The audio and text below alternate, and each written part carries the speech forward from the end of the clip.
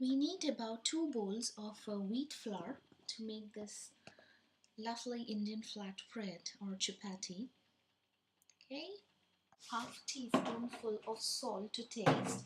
Now that's optional. In case you don't like your salt with your breads or rotis, then you could just skip this step. It's absolutely optional. I'm now going to add water and try and get this into a nice dough.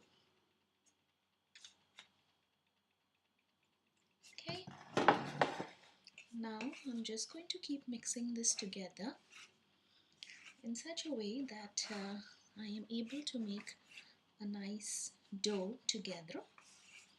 So keep adding water little by little.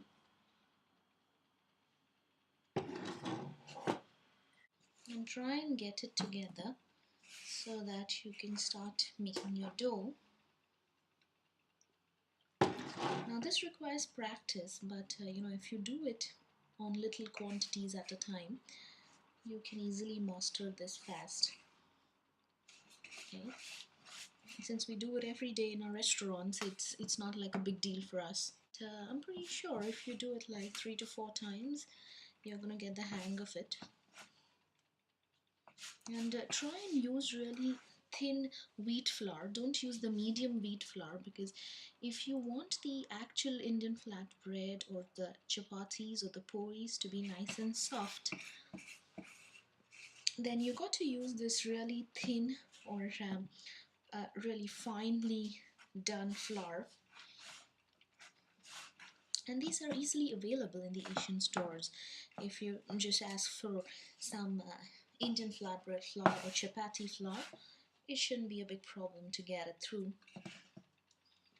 Lastly, I'm just going to mold this. Now remember, the important thing is to add water little by little, because if you end up adding too much water, then you're going to have a problem into binding this into a dough. Now this has become a nice dough, so I'm now going to add some oil. So you could add about 1 tablespoon of oil. That should be more than enough. Okay, lovely. Okay, just mix it over. Now ensure when you're mixing the oil together, you need to be very sure that everything seeps in really well, because that's the way your chapatis are going to become nice and soft and moist. So kind of apply some pressure, and my dough is more or less done. Okay, once I reach this stage, I'm just going to do this so that I can make my roundies well. I'm going to start making my roundies. So take a little in your palm, just go around like this, and then punch it in the center and leave it at the side. Take a little more, so approximately this much is what you can take. Okay, go around, punch it in the center,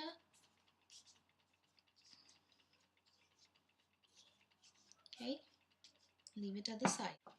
I'm going to show you one more. Take a little in your palm, do this, go around, punch it in the center.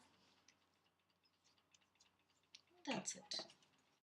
Now I had used 2 bowls because I was just making chapatis or puris for 2 people, so, and that's more or less about 7 to 8 chapatis, no more. So in case you have to make it for more people, you could increase the quantity of your wheat flour accordingly. So generally 1 bowl of that size makes up to 2 to 3 chapatis, so accordingly you could decide. Okay, so here I have my chapatis. Okay, I am now going to add some dry flour so I can pat it through.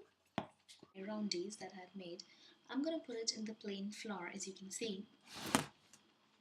Okay, I'm just going to dab this, roll it around in the plain flour so that kind of covers all. Drop any extra flour by doing this. Toss it over your pole pot or your wooden pot, as they call it. Okay, just gonna do this now. So get it to an appropriate shape.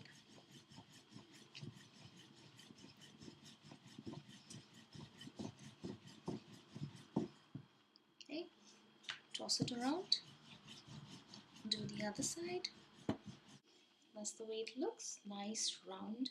Okay, I'm just gonna make 2-3 and then I'm gonna turn on my flame so that I can quickly roast these. So I've taken another one, gonna turn it around, toss it in some plain flour and bring it back to my wooden board.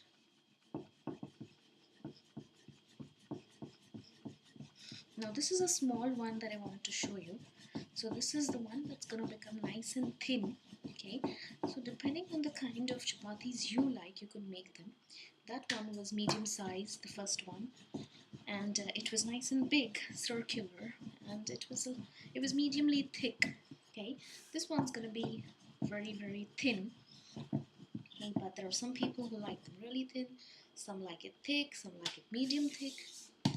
Okay, so depending on what you like. Now, so since I want to make the thinner version to show you, I've taken less of the dough in my hands, pat it into a nice round thing.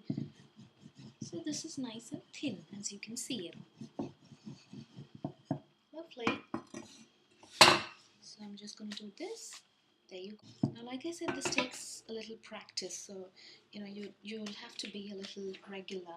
So you kind of make it 3 to 4 times in a week. You're going to become good at it. Okay, pat it down. So use your palm to pat it down equally so that you don't have the trouble of unequal dough in. Put it back. That's the way you go about doing the remaining ones. I'm just going to finish this and then I'm going to show you how to roast the chapatis or the Indian flatbread. Like I said, it really depends upon how big or how small you like your chapati. Now that my tawa has become nice and hot, I'm going to toss one of my nice round chapatis. Once you see that these have begun cooking, as you see bubble-like thingies, start dabbing the sides of your chapati or Indian flatbread.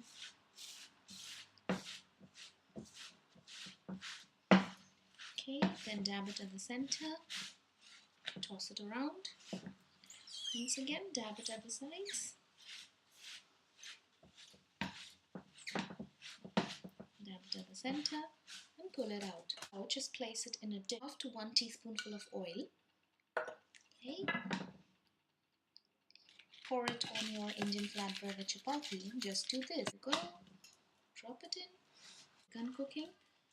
I'm just gonna start dabbing the sides.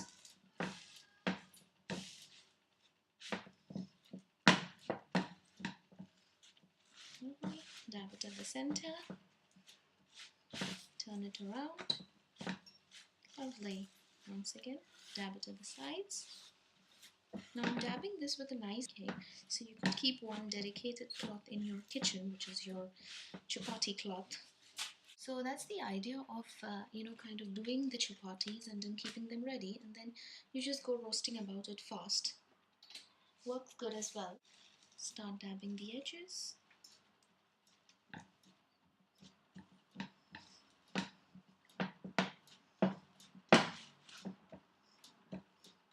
Lovely. Center. Turn it around. Dab the edges.